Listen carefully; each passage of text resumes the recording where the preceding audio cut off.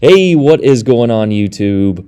Aaron here. We are back. Well, actually, Dr. Disrespect is back. That's right. No, this was, of course, captured from Halloween. We actually had like 4 or 5 fantastic games that night. This, of course, being one of them. So don't be surprised if you see Dr. Disrespect return in the future. But we are in the Renown, the Tech Tree Tier 5 British Battlecruiser. And I actually have a lot of fun in these ships. I just think the Renown is probably the best of the line here at Tier 5.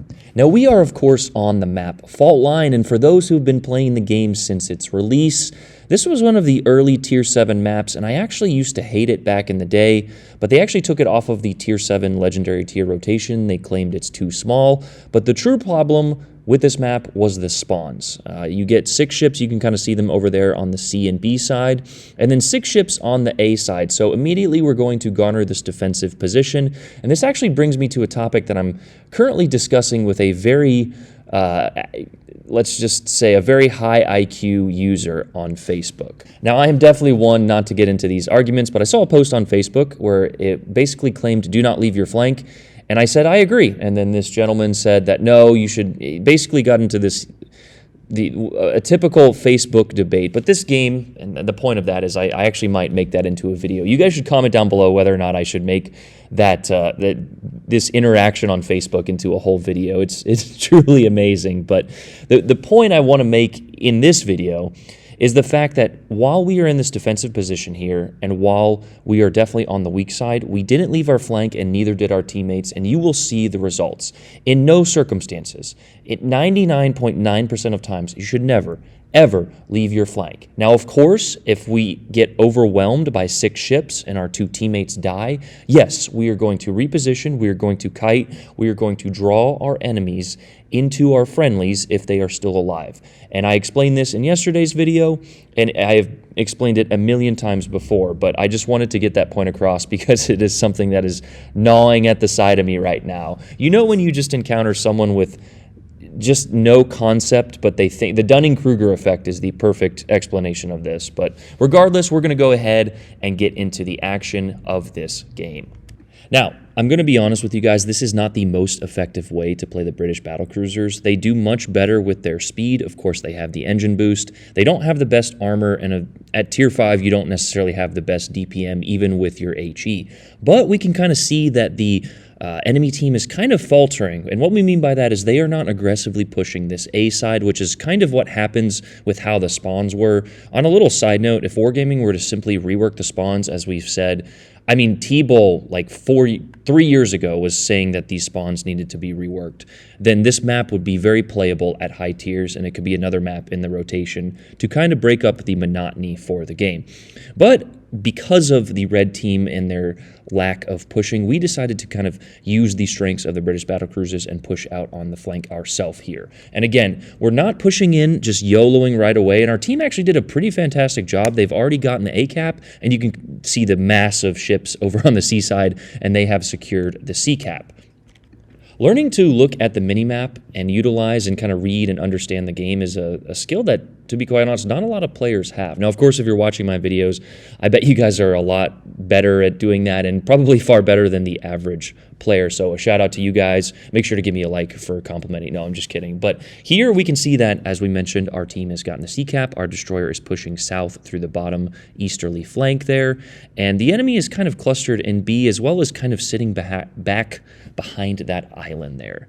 And that is when we decide, okay, we're going to go ahead and push in. We have torpedoes. We have our engine boost. Now, of course, our engine boost is running out, but we're still a very fast ship. And a lot of these guys with that one cruiser support who actually did come over from the C flank, we could probably outplay them. If not, I can definitely, potentially get a trade in this situation, which is going to be beneficial for our team. The point I'm trying to make with this, incessant blabbering here is just to read the mini-map and have some situational awareness. Sometimes people just blindly rush in, and then sometimes people play super defensive all the time. And you have to read the game flow and see what your team needs. It's kind of like, talking to a girl at the bar, right? Is she super defensive? Is she with her friends?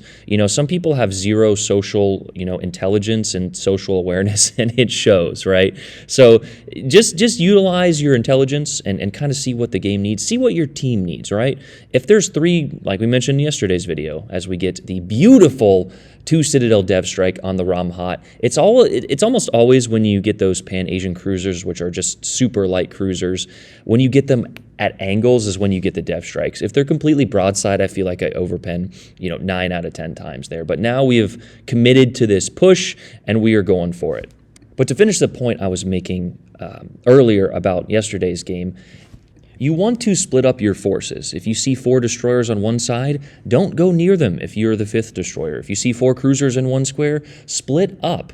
Basically, in reality, you don't want to be near your teammates at all, regardless of ship type. For example, if we had a destroyer out here on the flank, he could be torpedoing them from the side, and they would have had to dodge his torpedoes, and by doing so, they turn broadside to us. It's a tactic that not a lot of carrier players actually understand, or the surface ships, when a carrier is dropping with their torpedoes or even the bombs, they forces that ship to turn, and sometimes they will turn broadside to the teammates. It's actually a very, dangerous strategy if the player, either the team or the carrier player, understands that. But regardless, here we are pushing in. And yeah, we just missed the 2nd Dev Strike on the Leander. I want you to pay attention to how many Dev Strikes we actually miss, because I think we could have had potentially a Kraken full of Dev Strikes, which probably would have been a first for me. But we've got our engine boost back, and because of our team's advantageous position, they got that Leander off the board. We are now in full YOLO push. Our team has a good flank on the other side, and the enemy has just basically lost position from the start, and they're probably not going to recover. That is when the Tennessee pops up. We're going to go ahead and pump 1 salvo into him, and then we're going to line up our torpedo strike. Now, the angles aren't necessarily the best, and you do have a long way to arm those torpedoes, but we got a good, broadside salvo into him, and I should have put these torpedoes all in a line because he was kind of moving. We do actually connect all 4, but since we have the torpedoes off, we're going to go ahead and look at the Nuremberg there and line up the shot on him because the torpedoes are away on the Warspite there, or the Tennessee. We get 1 Citadel. The Nuremberg didn't have enough health. We actually connect all 4 torpedoes, but I think they hit the torpedo belt. So if we would have kept those in a line, we could have potentially gotten the Dev Strike on the Tennessee. We just missed the Dev Strike on the Leander and the Nuremberg, and that is kill number 2, with both the Tennessee and the Leander being secured, we'll say it, for us. But we don't have time to worry about that because we have a broadside Renown right in front of us. We put up a rather well-aimed shot, but RNG just says no. We kind of cheesed the rear turret there. On top of turning in that situation and getting the rear turret on target as we get the Confederate, we're kind of increasing our angle. Now, of course, the British Battlecruisers don't have the best bow armor, so if we can kind of get a few of those shells to hit off of the side Citadel plating there, that's beneficial for us in all regard. We have 3 ships left, though, and we're going for the Kraken. We see a New York in the middle there. Can we cheese that kill? We don't know. We have this Renown coming around the corner. We do have to be cautious of the torpedoes. We don't know if he used them or launched them last. So I give him a little, I turned out there because I'm detected, and then I went ahead and turned back in. I think he launched those shells, the torpedoes rather, to the right. I'm not exactly sure as they never pop up on our scope. In the meantime, we actually cheesed probably less than 1,000 health off of that enemy New York for kill number 3. We're lining up the shot, definitely to just get the kill secured. We pop the Citadel there for kill number 4, and we've only got 1 ship left. So this could have been a 7 potential kill game. Unfortunately, we actually never spot the destroyer again.